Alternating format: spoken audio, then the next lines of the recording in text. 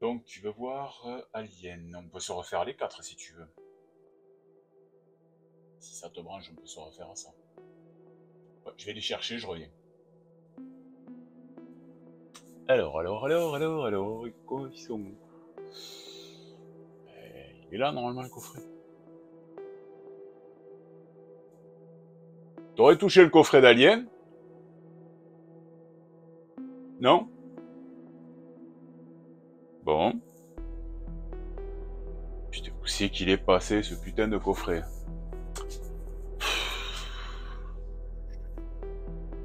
Qu'est-ce qu'il fout là?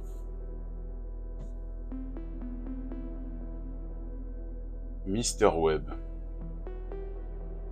Une fois de plus. Bon. J'ai compris. C'est pas vraiment des trucs un peu zarbi ici. Ah, vous êtes là? Bon. Alors, comme vous avez certainement pu l'entendre, je me prépare avec Bazinga à aller voir Alien, la quadrilogie. Donc, voilà. Je vais peut-être vous en parler avant d'aller le voir. Au moins du premier. Le premier qui m'a marqué. Les autres aussi, je vous rassure. Mais le premier, ça a été une découverte, on va dire. C'est pas mon préféré, mais on va en parler juste après les génériques. C'est parti.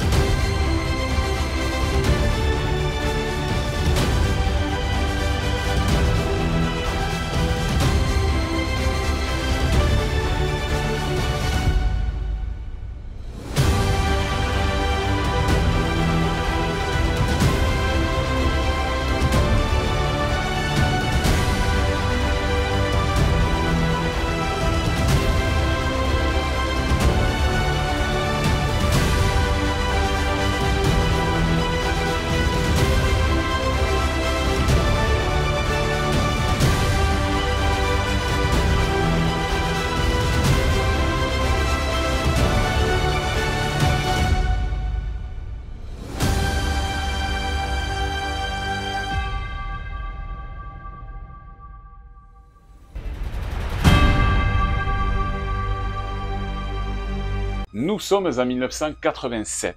Cette année-là, elle va être très riche en sorties vidéo. Au vidéoclub, bien sûr, je vais en avoir juste plein les yeux. Donc moi, je vais être en pleine découverte de films, c'est clair. Il va y avoir Freddy 3, par exemple, ou alors Le Diamant du Nil, il va y avoir Robocop, qui vont sortir en VHS. Enfin, bref, il y aura plein de films. Et en l'occurrence, celui dont nous allons parler aujourd'hui, c'est Alien.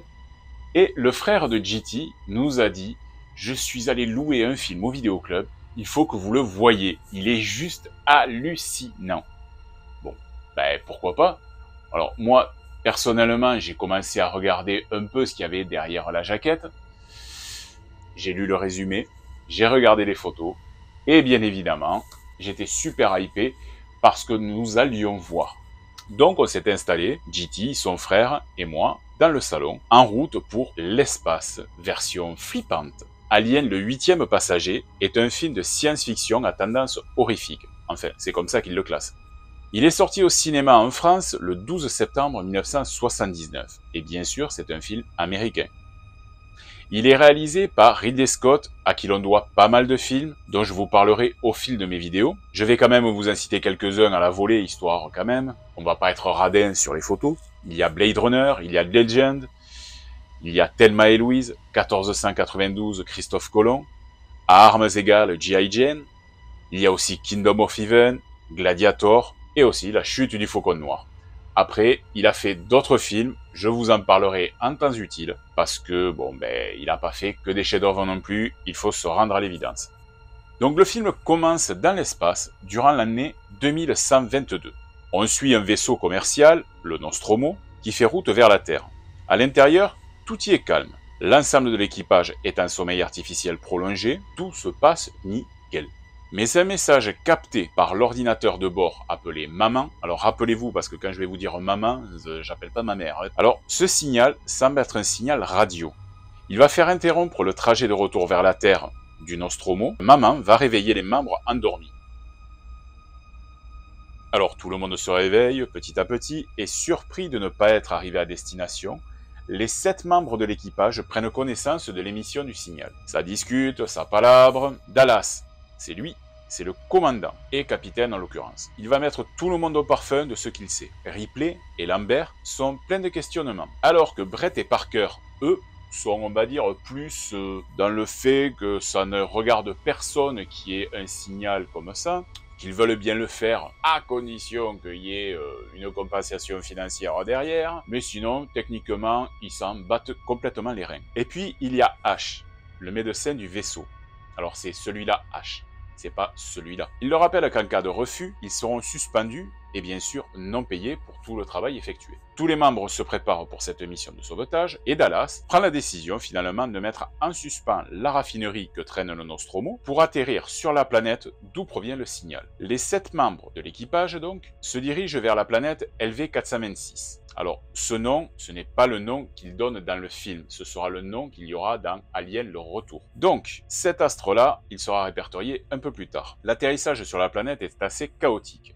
Il provoque quelques dommages, et pendant que les mécanos Brett et Parker vont essayer d'effectuer les réparations sous la surveillance de H et de Ripley, eh bien le capitaine Dallas, son second Kane et Lambert, la navigatrice, vont s'aventurer sur la dite planète en scaphandre pour rejoindre la source du signal. La surface de la planète semble totalement déserte et inhabitée. Mais soudain, le trio d'explorateurs vont découvrir au loin ce qui s'apparenterait à être une épave d'un peut-être vaisseau spatial. Évidemment, la nature curieuse de l'être humain va les pousser à se rendre dans le vaisseau nouvellement découvert. À l'intérieur, dans l'une des salles, ils vont découvrir un immense cadavre fossilisé qui a priori tiendrait les commandes d'un pseudo-poste de pilotage, avec qui il aurait fusionné au siège. Dallas, il examine d'un peu plus près le corps, qui est quand même limite momifié parce qu'il reste plus grand chose, et il va se rendre compte que sur les os de la cage thoracique, il y a un trou. Il va même aller au-delà de sa théorie en disant que les os sont éclatés mais vers l'extérieur. Quelque chose a voulu sortir de l'intérieur. Mais c'est à ce moment-là que Kane, qui explore la salle dans laquelle se trouve l'espèce de chose, trouve une petite paroi ouverte qui descend dans une salle qui l'amènerait bien à l'étage inférieur. De retour dans le Nostromo, Ripley analyse le signal qu'ils ont reçu donc un peu plus tôt, et ce soi-disant message justement de détresse. Mais en fait, par rapport à Ripley et son analyse, il ne serait plus vraiment de détresse. Ce serait plus un message d'avertissement. Le lieutenant fait part de cette découverte à H, qui par contre lui conseille de ne pas prévenir les 3 collègues qui sont encore au cœur du vaisseau extraterrestre. Le médecin prétexte quand même qu'ils sont aptes à juger eux-mêmes si la situation est périlleuse ou dangereuse, et que ce n'est certainement pas à Ripley de prendre cette décision-là. De retour avec le trio d'explorateurs, Kane descend dans le passage trouvé un peu plus tôt, avec l'aide d'un treuil, d'une corde, et bien sûr de Lambert et de Dallas. Il arrive dans une immense pièce où reposent des milliers d'œufs géants, recouverts d'un genre de brume bleue. Alors il est à la fois curieux et courageux. Je dirais même un peu con quand même. Parce que quand on ne sait pas ce que c'est, on ne s'approche pas. On a tous vu suffisamment de films pour se dire que dès qu'il y a un truc qui sort de l'ordinaire, faut pas y aller. Faut pas être débile quand même. Surtout que eux, ils sont dans le futur, donc des trucs, ils ont dû en voir. Bref. Reprenons. Donc Kane s'approche d'un des œufs qui serait en train d'éclore. À travers la paroi qui est relativement transparente, il aperçoit quelque chose en mouvement. Le haut de l'œuf s'ouvre et notre bon Kane, en bon curieux, il va mettre sa petite binette au-dessus et c'est alors qu'une créature va lui sauter à la tronche, s'agripper à son casque et bien sûr le mettre au sol. Dallas et Lambert, qui ont récupéré Kane, le ramènent au Nostromo en urgence, mais seulement Ripley refuse de les faire pénétrer, autant Kane, Lambert que Dallas, dans la navette. Elle invoque auprès de son chef le cycle de quarantaine de 24 heures qui doit être observé pour ne mettre personne en danger. Dallas et Lambert ordonnent à Ripley d'ouvrir le sas, qui refuse catégoriquement. Bon, Ash, lui, par contre, il va finir par l'ouvrir de sa propre initiative en s'asseyant complètement sur les ordres de Ripley. Dans la section médicale du Nostromo, Ash et Dallas tentent de sauver Kane, tout simplement parce que la créature qui s'est accrochée à son casque a fait fondre la visière et s'est vraiment accrochée à sa tête. Alors la découpe du casque laisse voir une bête arachnoïde, donc fixée par de longues pattes sur son visage, et une queue entourée autour de son cou qui se resserre au fur et à mesure. La tentative de découper l'une des pattes de la bestiole va se solder par un bel échec. Pourquoi? Tout simplement parce qu'il y a de l'acide qui sort de l'entaille, et en tombant au sol, elle va traverser les deux ponts inférieurs. C'est quand même de l'acide vachement corrosif. Bon, pour Kane, c'est quand même relativement mal barré. Donc ils vont le laisser dans cet état, il risque peut-être de mourir. Ou alors ils vont tenter de détacher la bébête, et là, c'est carrément le Nostromo qui est en danger. Alors, comme disait Coluche à ce moment-là, choisis ton camp, camarade. Ash, finalement, prend la décision d'attendre de voir comment la situation évolue. Et surtout, que maman donne ses propres consignes pour savoir quelle est la marche à suivre. Ripley profite d'un moment pour venir prendre des nouvelles de Kane auprès de Ash, qui par contre lui est en train d'étudier la créature. Cette dernière le fascine de par son système de défense. Le lieutenant en profite également pour lui rappeler qu'il a désobéi à un ordre et qu'il a refusé la quarantaine, ce qui risque de mettre en péril la vie de tous au sein de la navette. Quelques heures plus tard, la créature s'est totalement détachée du visage de Kane et a disparu. Ash prévient Dallas et Ripley qui le rejoignent à l'infirmerie. En cherchant un peu la créature pour savoir où elle est passée, elle va tomber du plafond sur l'épaule de Ripley. Et on va bien constater qu'elle est bien morte. Ash récupère le cadavre de l'arachnoïde, qui sera nommé Facehugger, et Ripley demande à ce qu'on l'en débarrasse. Mais le médecin ne souhaite pas du tout se débarrasser de cette découverte. Il préfère au contraire la conserver pour comprendre quel est cet organisme. Une fois le vaisseau réparé, le Nostromo redécolle pour rejoindre la raffinerie qui, je vous le rappelle, est quand même restée en orbite. Faudrait pas que quelqu'un passe et qu'il leur tape. Et c'est quand même la base de leur mission de ramener la raffinerie avec tout le minerai qu'il y a dedans. Je vous rappelle que c'est quand même un convoyeur. Les heures passent et Kane finit par se réveiller. Un peu la tête dans le fondement, mais quand même bien en vie. Tout le monde étant soulagé, l'équipage va décider de se faire un dernier repas avant de se remettre en sommeil artificiel pour revenir sur la Terre. Alors tout le monde s'installe et le repas a-t-il à peine commencé que Kane est pris d'une violente toux, suivie de convulsions tout aussi violentes. Alors je ne sais pas si ça vient d'un virus ou si ça vient de la bouffe, mais dans l'espace, personne ne vous entend tousser.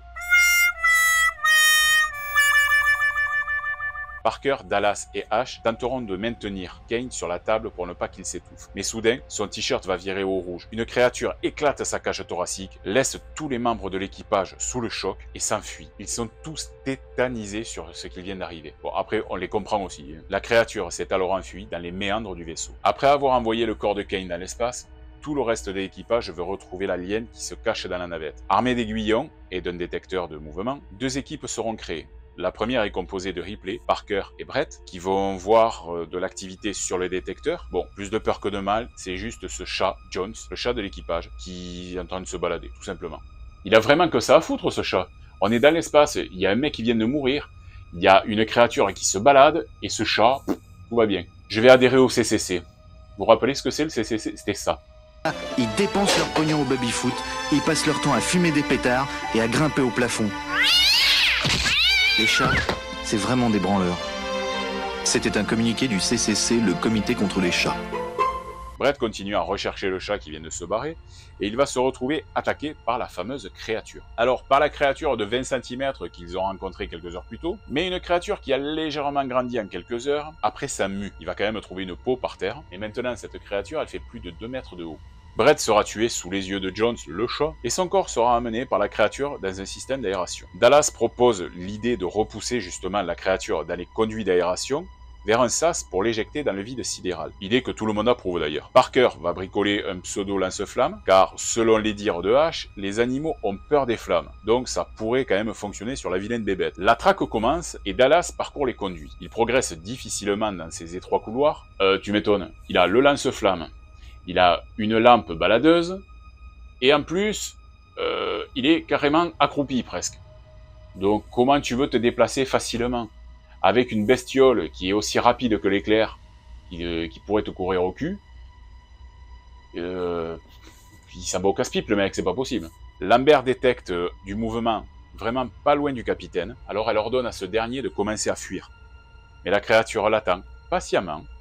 Elle va lui sauter dessus pour en finir avec Dallas. Ripley va consulter Maman pour vraiment trouver une solution.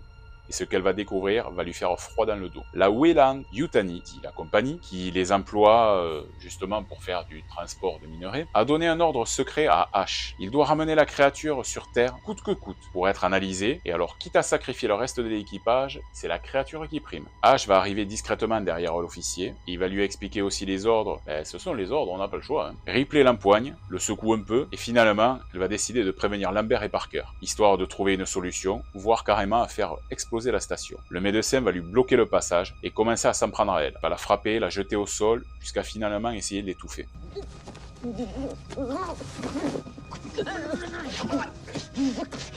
L'arrivée de Lambert et de Parker va sauver la vie à Ripley. Finalement, ils vont arriver tant bien que mal à le maîtriser, et à force de coups, ils vont le mettre hors d'état de nuire. Ash, on va se rendre compte, comme Lambert, Parker et Ripley, que c'est un androïde. Alors il y a plusieurs formes d'androïdes. Vous avez celui-là, vous avez celle-là, vous avez celui-là, et vous avez également celui-là. Donc, en gros, c'est pas une grosse découverte, les androïdes. Sauf que là, c'était tellement bien amené qu'on l'a pas vu venir. La tête légèrement de travers, il va se jeter sur Parker. Et c'est Lambert qui le grillera pour de bon, avec justement les aiguillons qui étaient prévus pour tuer l'alien. Alerte. Alerte. Le calme revenu, Ripley prend la décision de rebrancher partiellement le cyborg pour tenter d'avoir de vraies réponses, car celles de Maman, l'ordinateur de bord, je vous rappelle, ne sont pas vraiment explicites et sont assez expéditives. La tête reconnectée de Ash, il va expliquer aux 3 survivants que la créature est un chef-d'œuvre et qu'il l'admire. Ash va aussi leur expliquer que la compagnie pourrait l'utiliser pour extraire son ADN et enfin en recréer d'autres à des fins scientifiques, voire militaires. Le trio est horrifié par ce qu'il entend, mais le robot les conforte en leur expliquant que quoi qu'il en soit, ils n'ont aucune chance de survie et ils seront condamnés et Maman rentrera quand même sur Terre. De colère, Ripley va débrancher le grille-pain parlant et Parker va lui flamber la tronche juste avant de sortir de la pièce. Alors vu qu'ils ne sont plus que 3, c'est Ripley qui prend le commandement. Elle va décider de s'enfuir avec le reste des survivants grâce à la navette de secours et de faire exploser le Nostromo avec la bébête à l'intérieur. Le temps que Lambert et Parker récupèrent le fréon pour qu'ils puissent passer en sommeil artificiel, la nouvelle commandante va chercher Jones, le chat, avant de repartir. Elle le trouvera dans le cockpit de pilotage. Et lui, il est partout sans déconner, ce con de chat. Quand je vous dis que le CCC, c'est un bon truc, ne l'oubliez pas. Parker et Lambert se retrouvent à leur tour attaqués par la créature. Ils essayent tant bien que mal de se défendre. Les cris des compagnons vont alerter Ripley et lorsqu'elle arrive à leur niveau, elle ne peut que constater le carnage. Ses 2 collègues sont morts. Décidée à en finir et à s'enfuir, bien sûr, la dernière survivante déclenche le dispositif d'autodestruction du Nostromo. En se dirigeant vers la navette de secours, elle va se retrouver face à face avec l'alien qui lui barre le passage. Bon, évidemment, elle ne va pas forcer, elle va faire demi-tour et chercher un autre chemin qu'elle va réussir à trouver, bien sûr. Dès son arrivée dans la navette de secours, Ripley lance l'allumage des réacteurs et s'enfuit du Nostromo quelques secondes avant sa destruction. Saine et sauve, avec le chat Jones, la jeune femme se prépare à s'installer pour se mettre en biostase en sommeil artificiel. Alors profitez-en, Ripley en petite culotte. Mais quand elle va s'apercevoir avec horreur que le xénomorphe l'a suivie dans la navette, Ripley se cache pour l'observer. Bizarrement, la créature semble endormie, voire léthargique. La survivante en profite pour enfiler discrètement une combinaison spatiale. Elle va s'armer d'un pistolet grappin et elle va s'attacher à son siège.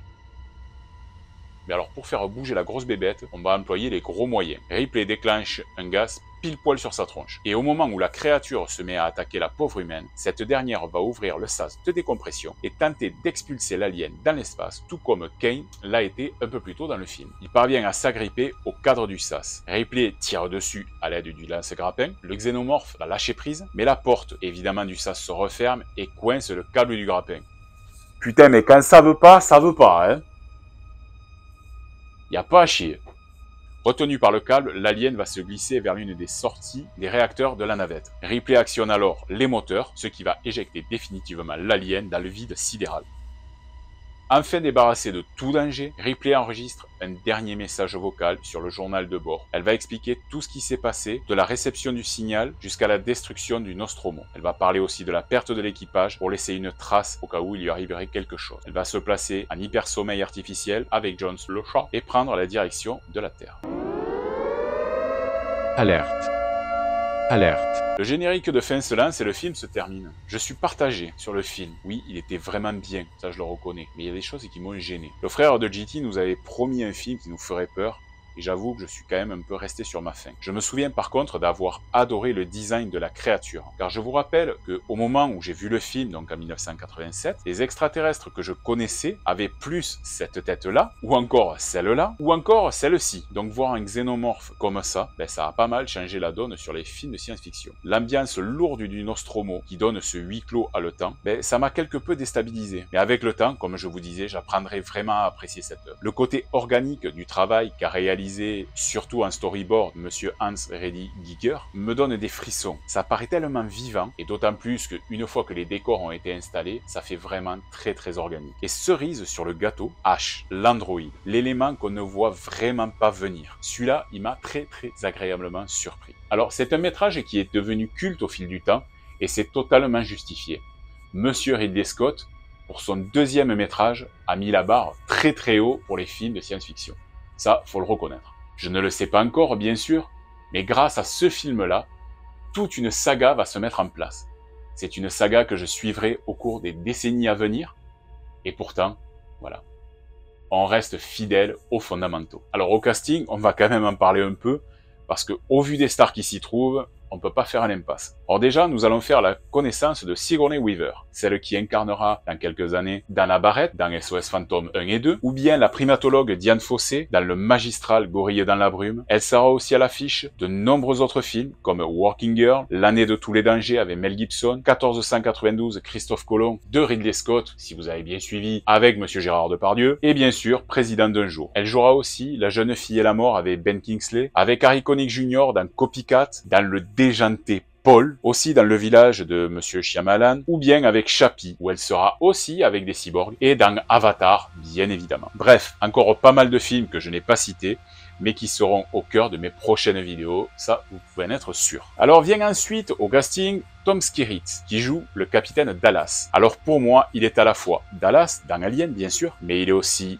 Viper dans Top Gun. Lui aussi sera à l'affiche de très nombreux films, comme Poltergeist 3, dans Dead Zone, dans Face à Face avec Christophe Lambert, dans Contact avec Jodie Foster, dans Les Larmes du Soleil avec Bruce Willis et Monica Bellucci, et aussi dans Et au milieu coule une rivière. Il est apparu dans un max de séries télé comme Cheers, dans Le Voyageur, dans Leverage, dans The Good Wife et aussi dans Brother and Sister. Je vais vous parler également un peu de Ian Holm, qui joue Ash, le cyborg. Il a été, sur sa longue carrière, sur de très grands films, comme La Rose et la Flèche, Les Chariots de Feu, Greystock, La Légende de Tarzan. Il a aussi joué dans Brasil, de Terry Gilliam, dans Le Cinquième élément, mais un de ses derniers rôles qui aura marqué toute une génération, c'est bien sûr celui de Bilbo Sake, dans la saga du Hobbit et du Seigneur des Anneaux. Passons maintenant à John Hurt, celui qui fut John Merrick dans Elephant Man. Il fut aussi Max dans Midnight Express, Winston Smith dans 1984 ou John Scofield dans Dead Man. Il sera aussi Monsieur Ollivander dans la saga Harry Potter et bien d'autres rôles tout aussi connus. Monsieur John Hurt est décédé le 25 janvier 2017, ça fait déjà 8 ans. Mais il restera pour beaucoup Kane, ce pauvre homme qui fut la première victime de l'alien. Je terminerai le casting par Yaphet Kotto qui jouait Parker. Il jouera aussi le rôle de Kananga dans Vivre et laisser mourir, le James Bond. Puis dans Brubaker. Il fut aussi Doc dans Freddy 6, l'ultime cauchemar. Alors oui, Freddy 6, c'est pas le meilleur, et de loin même. Mais par contre, voilà, son rôle de Doc, j'avais adoré. Alors Alien, le 8e passager, sera pour moi une claque magistrale. Il sera le premier maillon d'une chaîne, d'une grande saga, comme je vous le disais tout à l'heure, que je suivrai à travers les décennies. Et même si c'est pas le film que je préfère de toute la saga, pour moi, c'est le 2, c'est Alien le retour, celui-là au moins posera les bases de ce qui sera une des plus grandes sagas de science-fiction de l'histoire du cinéma, tout simplement. Alien sera décliné, bien sûr, à travers des jeux vidéo, à travers des comics, à travers un crossover aussi, avec le Predator.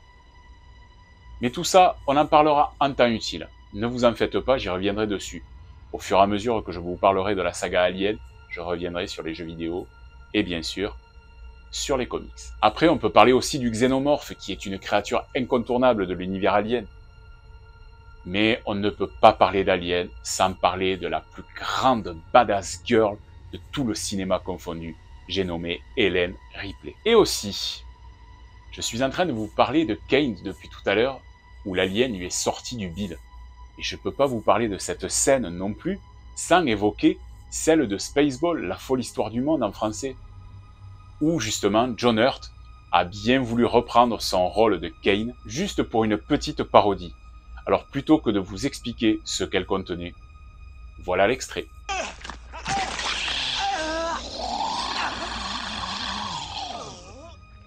Oh non, ça recommence.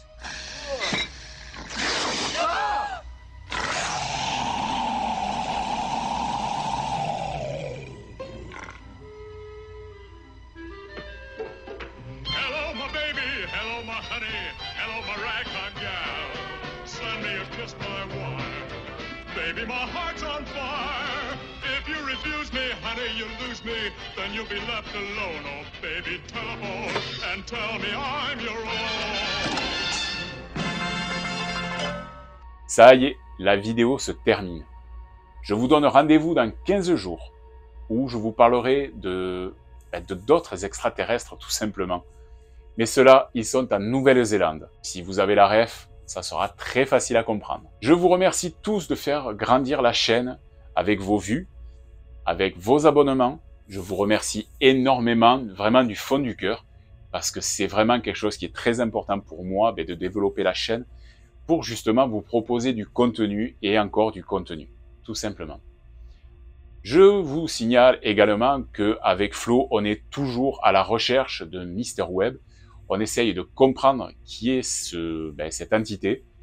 Alors a priori, on commence à avoir quelques pistes, il va falloir qu'on vous en parle. Alors n'oubliez pas de vous abonner si ce n'est pas encore fait, de mettre un commentaire, parce que je réponds à tous les commentaires, ça je vous rassure, c'est bien Bibi qui les fait, les commentaires. Et je vous donne donc rendez-vous à la prochaine vidéo, et n'oubliez pas, les souvenirs, eh bien ils sont dans la tête et dans le cœur, ils ne demandent qu'à remonter. Allez, à bientôt. Moi, je vais mater Alien. Allez, Bazinga, c'est parti. On y va.